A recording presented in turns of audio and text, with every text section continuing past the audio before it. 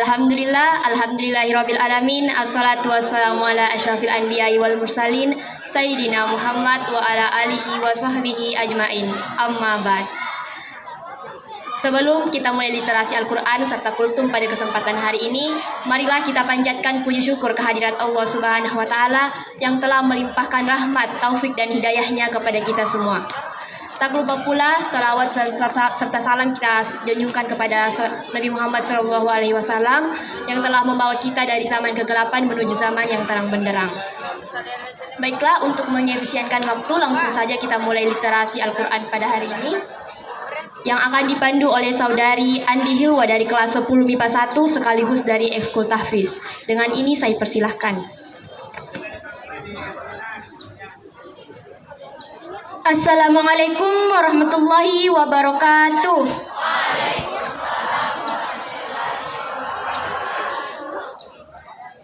Saya akan membacakan juz 8 Al-A'raf ayat 74.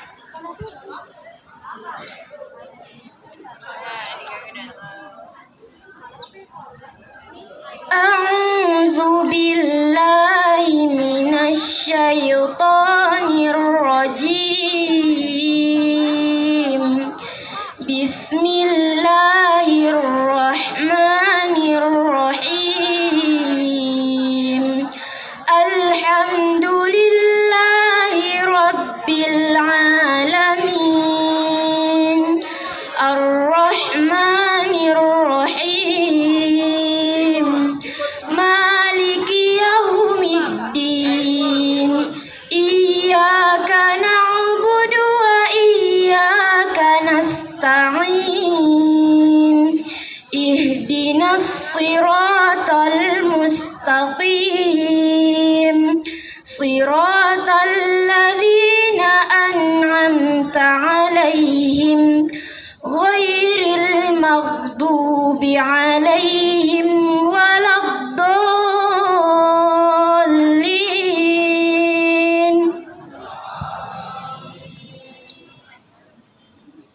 Wadhkuru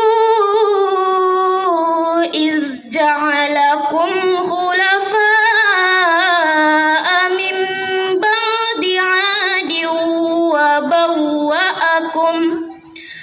wa bawwa'akum fil ardi tattakhidhuna min suhuliha qusuran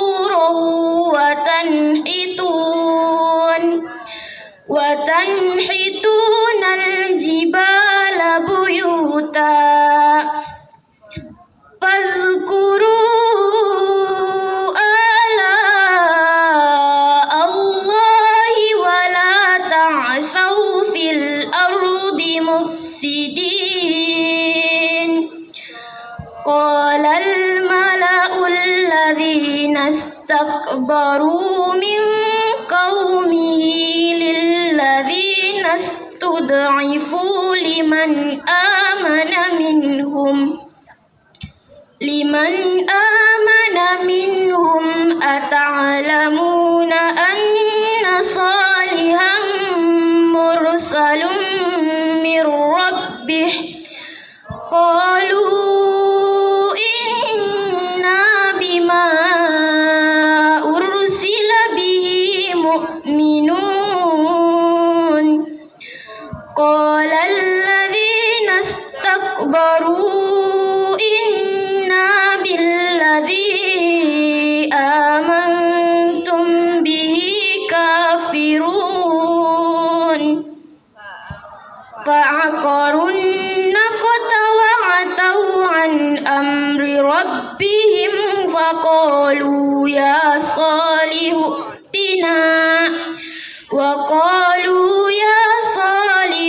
tina bima ta'iduna in kunta minal mursalin.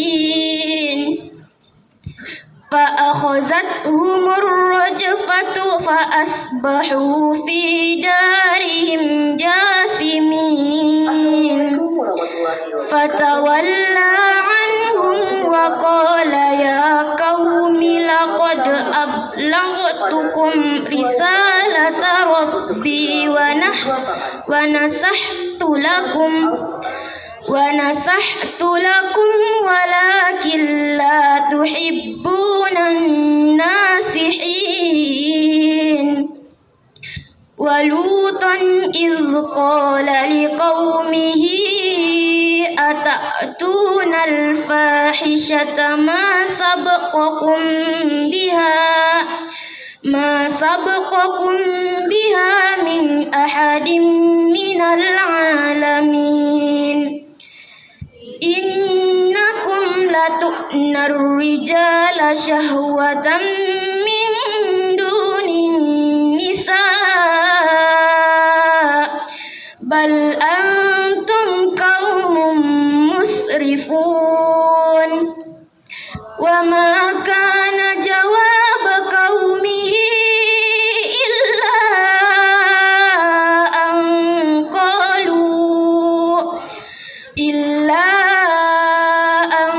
قالوا أخرجوهم من قريتكم إنهم أناس يتطهرون. فأنجيناه وأهله إلا امرأته كانت من الغابرين. وأمطرنا عليهم مطرا فانظر كيف كان عاقبة المجرمين. وإلى مدين أخاهم شعيبا قال يا قوم اعبدوا الله ما لكم من الإله غيره قد جاءتكم بينة من ربكم فأوفوا الكيل والميزان ولا تبخسوا الناس أشياءهم ولا تفسدوا في الأرض بعد إصلاحها ذلكم خير لكم إن كنتم مؤمنين. ولا تقعدوا بكل صراط توعدون وتصدون عن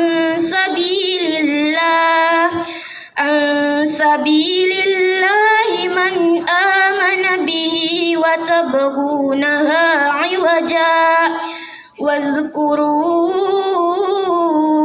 إذ كنتم قليلا فكثركم وانظروا كيف كان عاقبة المفسدين. وإن كان طائفة منكم آمنوا بالذي أرسلت به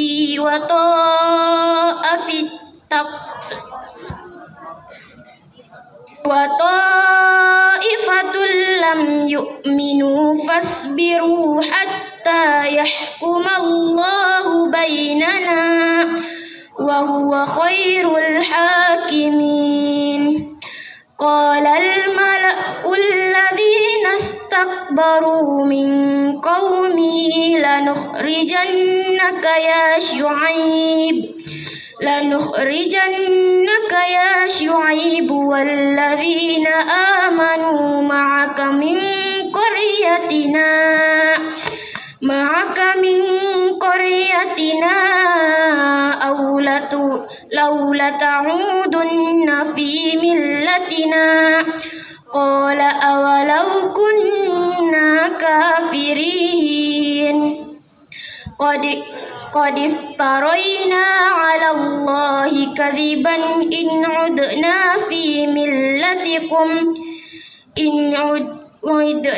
ملتكم بعد إذ نجانا الله منها. وما يكون لنا أن نعود فيها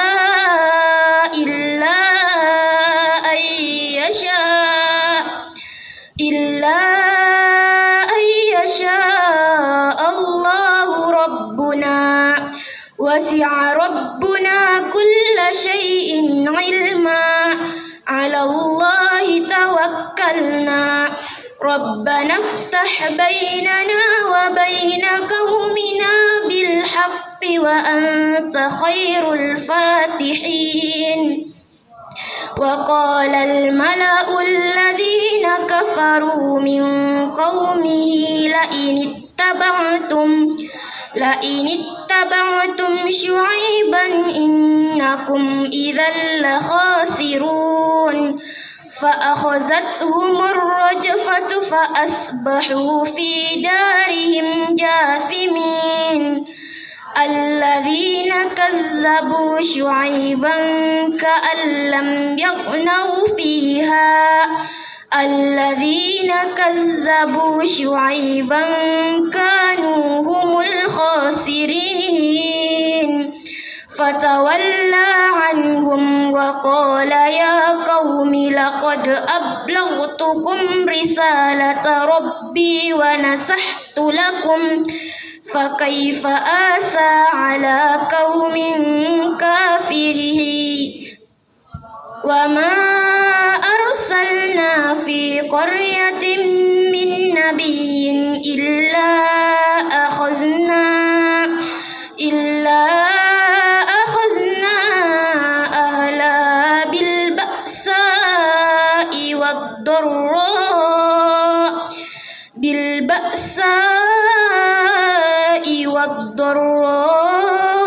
لعلهم يضرعون. ثم بدلنا مكان السيئات الحسنة حتى عفوا وقالوا قد مس آباءنا الضراء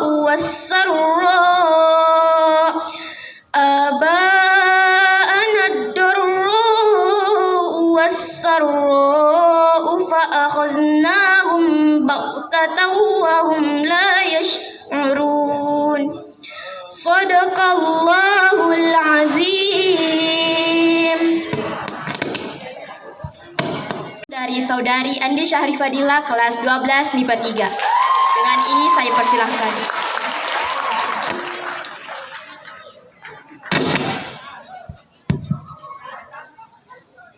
Bismillahirrahmanirrahim. Assalamualaikum warahmatullahi wabarakatuh. Waalaikumsalam warahmatullahi wabarakatuh. Alhamdulillahi rabbil alamin. Assalatu wassalamu ala ashrafil anbiya'i wal mursalin Sayyidina Muhammadin wa ala alihi wa sahbihi ajmain. Amma ba'd. Puji syukur kita panjatkan atas kehadirat Allah Subhanahu wa Ta'ala, karena atas berkat rahmat dan hidayahnya sehingga kita masih diberikan kesempatan dan kesehatan untuk melaksanakan kegiatan literasi ini dengan penuh sukacita dan hati yang tulus. Salawat and salam to our Prophet Muhammad sallallahu alaihi wasallam, who has brought us from the darkness to the brightness, so we are always in the right path. Hadirin yang dimuliakan Allah Subhanahu wa Ta'ala, setiap kali saya membawakan kultum, saya sering mengucapkan ini. Pepatah dalam bahasa Inggris mengatakan, not friendly so no affection, no affection so no love.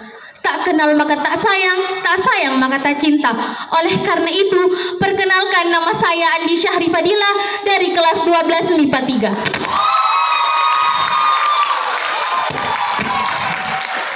3. Berdirinya saya di sini, saya akan membawakan kultum dengan tema besarnya nikmat dan rezeki yang diberikan oleh Allah Subhanahu wa Ta'ala yang berjudul bersyukur atas nikmat yang diberikan oleh Allah Subhanahu wa Ta'ala. Hadirin yang dimuliakan Allah Subhanahu wa Ta'ala, perlu kita ketahui bahwa Allah Subhanahu wa Ta'ala telah melimpahkan nikmat dan karunia-Nya kepada makhluknya di alam jagat raya ini tanpa membedakan apakah umatnya beriman kepadanya ataupun tidak. Teman-teman sekalian, kita setiap hari merasakan nikmat yang telah diberikan Allah Subhanahu wa Ta'ala kepada kita. udara yang dihirup, menghembuskan nafas, itu merupakan suatu pembuktian bahwa Allah Subhanahu wa Ta'ala selalu memberikan anugerahnya kepada kita. Tetapi apabila Allah Subhanahu wa Ta'ala menghilangkan anugerahnya hanya 1 detik, nauzubillah min zalik, apa yang terjadi? Kita tidak dapat merasakan keindahan di dunia lagi. Teman-teman sekalian, kita tidak dapat menghitung seberapa banyak nikmat yang telah Allah berikan kepada kita. Sebagaimana firman Allah Subhanahu wa Ta'ala yang berbunyi, wa in ta'uddu nikmatallahi la tuhsuha. Betul na reko direke-reke ngi papenyemenna po Allah Ta'ala dia dule reke ngi. Sebagaimana ayat tersebut surah Ibrahim ayat 34. Hadirin yang dimuliakan Allah Subhanahu wa Ta'ala, kita sebagai umat yang beriman kepada Allah, kita wajib mensyukuri apa yang telah dikasihkan Allah kepada kita. Bersyukur bukan hanya satu kewajiban buat kita, tapi rasa tahu diri kita, rasa tahu terima kasih kita atas nikmat dan rezeki yang telah Allah berikan kepada kita. Allah itu maha kaya, Allah itu maha mulia. Dengan kita bersyukur kepadanya tidak dapat memberikan manfaat juga kepada Allah. Dengan kita tidak bersyukur juga kepada Allah tidak akan memberikan mudarat. Tetapi Allah hanya ingin tahu seberapa patuh umatnya kepadanya atau tidak, dan seberapa bersyukurnya umatnya kepada dia ataupun ingkar kepadanya. Hadirin yang dimuliakan Allah Subhanahu wa Ta'ala, dengan kita bersyukur kepada Allah, kita akan mendapatkan ganjaran langsung, yaitu rezeki dan anugerah kita akan ditambah oleh Allah Subhanahu wa Ta'ala. Dan apabila kita tidak dapat bersyukur kepada Allah, maka Allah akan murka dan memberikan azab bagi hambanya yang tidak dapat bersyukur. Teman-teman sekalian, perlu kita ketahui bahwa Imam Al-Ghazali menyatakan ada 4 cara bersyukur atas nikmat yang telah diberikan oleh Allah Subhanahu wa Ta'ala. Yang pertama, kita harus selalu mengucapkan alhamdulillah ketika Allah memberikan rezeki dan nikmat kepada kita. Yang kedua, kita harus yakin bahwa nikmat atau rezeki itu berasal dari Allah Subhanahu wa Ta'ala. Yang ketiga, apabila kita mendapatkan nikmat dan rezeki, kita harus menjaga sebaik-baiknya, menggunakan sebaik-baiknya di jalan yang benar untuk mendapatkan ridho Allah Subhanahu wa Ta'ala.